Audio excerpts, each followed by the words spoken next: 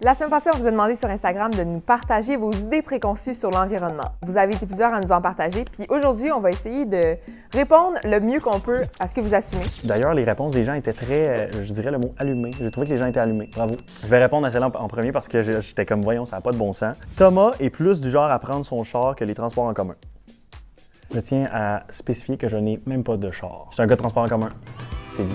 OK, donc pour la prochaine, on a Félix qui nous dit qu'on pourrait continuer de manger de la viande sans que ce soit trop grave. Si on veut aider moindrement la cause environnementale, il faut qu'on change notre manière de consommer. Surtout par rapport à la viande. C'est à peu près 5,5 milliards de tonnes de GES qui sont reliées à la production de viande. Je dis pas qu'on devrait tous être végétariens demain matin, mais au moins d'essayer de moins consommer de la viande, bien, ça serait le best.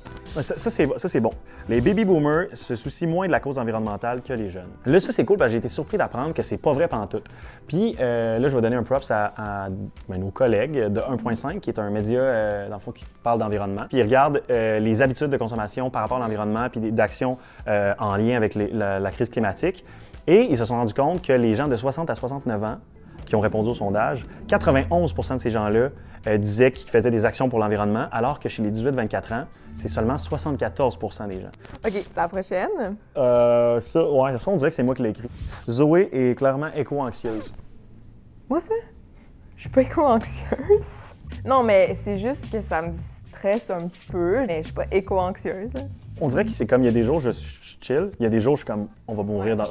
C'est ça, tu sais, oui, c'est vrai qu'elle dit ça. Hein? OK, celle-là est vraiment bonne. On est trop sur la planète. Oui, on est vraiment beaucoup sur la planète, mais tu sais, plus de problèmes reliés à comment on utilise nos ressources. L'empreinte de chacun, dans le fond. Oui, c'est ça. Les pays comme le Canada et les États-Unis qui consomment énormément sont les pays qui ont le plus faible taux de natalité. Tu sais, c'est une balance dans ma tête. Ouais. C'est comme, là, nous, on consomme en fou, puis on dit, hey, ça n'a pas de bon sens, la Chine, l'Inde, puis les pays en voie de développement, il y a beaucoup trop de naissances, mais en même temps, quand tu entends ce stats-là, tu te dis, OK, mais nous, on consomme, au final, on a une plus grosse empreinte écologique que tous ces pays-là. C'est ça qui est fou, là. Ça, je l'aime. Ça, il y a deux personnes qui nous ont demandé ça. L'énergie nucléaire est pas mal moins pire que tout le monde croit. Ça, c'est intéressant, parce que le nucléaire, ça émet pas de GES. On va clarifier ça. Là. Le gros avantage du nucléaire, c'est qu'il n'y a aucun GES d'émis, ou presque, là, on s'entend. Puis ça, c'est comme super important parce qu'on sait qu'il ne veut pas les changements climatiques. En ce moment, ce qu'il faut, c'est réduire nos émissions pour pas que la planète se réchauffe rapidement. Mais en même temps, de plus en plus, il y a des catastrophes naturelles, puis de plus en plus, les centrales nucléaires peuvent être à la merci de ces catastrophes-là. Après ça, bon, là, tu te dis, OK, il y a le nucléaire, il y a aussi des déchets qu'on enfouit. Là. On fait quoi avec ces déchets-là? Puis en ce moment, on s'entend que c'est un peu un problème qu'on met. Tu sais, quand tu passes le balai, tu baisses en dessous du tapis, là, tu fais ça dans 25 ans. Mais à un moment donné, on est là dans 25 ans, tu sais. Oh, OK. Celle-là, Zoé achète juste des vêtements neufs. Checker l'affaire qu'il y a sur le dos. Ça, penses-tu que c'est clairement... neuf? C'est clairement quelqu'un qui me connaît pas qui a écrit ça. En tout cas, non, je pense que ma garde-robe est au moins composée de comme 50% usagé, 50% neuf. Mais t'as beaucoup de vêtements. Non. Oui, je sais pas. Ben non, mais je sais que t'es une fille de friperie et tout, mais Ouais. pour vrai, ça je le sais, mais j'avoue que je trouve quand même que t'as plusieurs vêtements. Oui, oui. Ça, c'est super intéressant. La vague de froid au Texas confirme que la planète ne se réchauffe pas tant que ça. Ah. Ça, c'est touché. Il a fait moins 14 pour mettre en contexte, Ouais. à Austin, au Texas. Là, je sais pas si vous réalisez, là, mais il fait pas moins 14 normalement au Texas. De plus en plus, on se rend compte que les événements climatiques comme ça, les écarts de température extrêmes, sont causés en fait parce que la chaleur générale de la planète augmente. Par exemple, l'eau dans les océans est plus chaude et aussi l'air est plus chaud. Les courants d'air chaud souvent amènent les vortex polaires, par exemple, plus près des endroits où ils ne se rendaient pas avant. Donc aux États-Unis, ce qui est arrivé, c'est que le vortex polaire qui vient du nord est venu et s'est rendu à un endroit où jamais il aurait réussi à atteindre, en fait, simplement à cause d'une bouffe en fait, qui faisait plus chaud dans les airs, puis que le corridor était disponible. Là, ça a l'air très scientifique, puis je suis pas un expert là-dedans, mais tout ça pour vous dire, c'est pas normal, et oui, selon les chercheurs, c'est causé par le réchauffement climatique. Dans le fond, réchauffement climatique égale aussi comme déséquilibre de tout ce qui se passe sur la Terre. T'sais. Ben, c'était tellement bien dit. Oh, celle-là. Ariane nous dit que la pyrolyse des déchets pourrait changer le monde, mais les usines sont trop chères. Bon, là, premièrement, on va vous expliquer un petit peu c'est quoi la pyrolyse. C'est en fait une réaction chimique qui va permettre de décomposer de la matière pour la transformer en différents hydrocarbures. Imaginez-vous, dans le fond, que c'est comme un gros four dans lequel on ferait fondre du plastique ou n'importe quel objet, de la matière, pour avoir un carburant quelconque. Fait que, tu sais, mettons, ça serait vraiment un super bon moyen pour diminuer, par exemple, les déchets dans l'océan. Ou dans les centres d'enfouissement. Oui, oui, aussi, vraiment.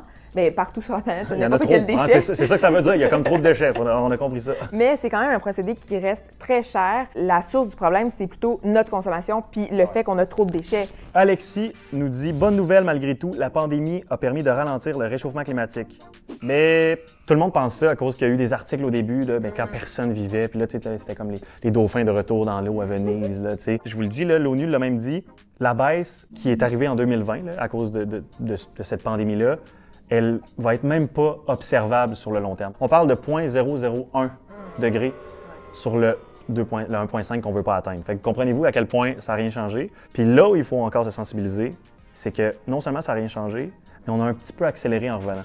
OK, j'en ai une bonne. Thomas a l'air du gars le moins zéro déchet que je connaisse. Ben en fait, c'est pas la première fois que je me fais dire ça, parce que quand j'avais fait une vidéo à un moment donné où je parlais du fait que j'avais fait mon déo, puis personne ne me croit. Tout le monde est comme... Voyons, Tom, c'est pas vrai, c'est ça que tu niaises, là.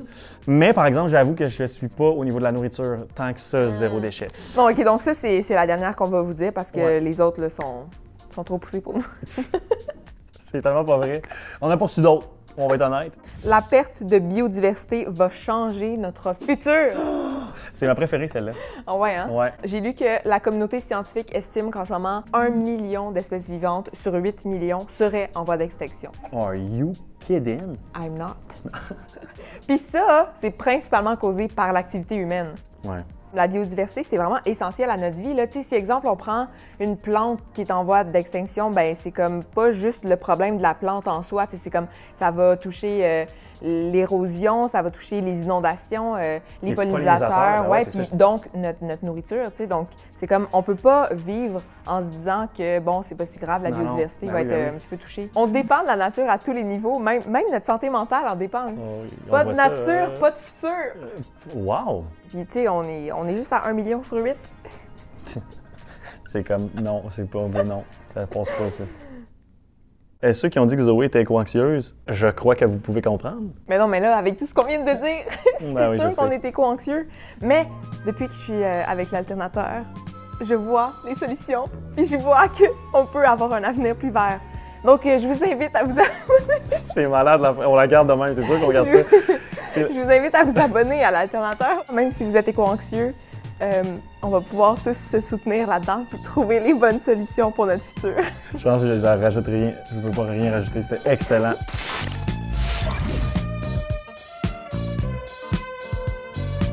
Bye! Bye! C'est excellent. C'est une excellente conclusion.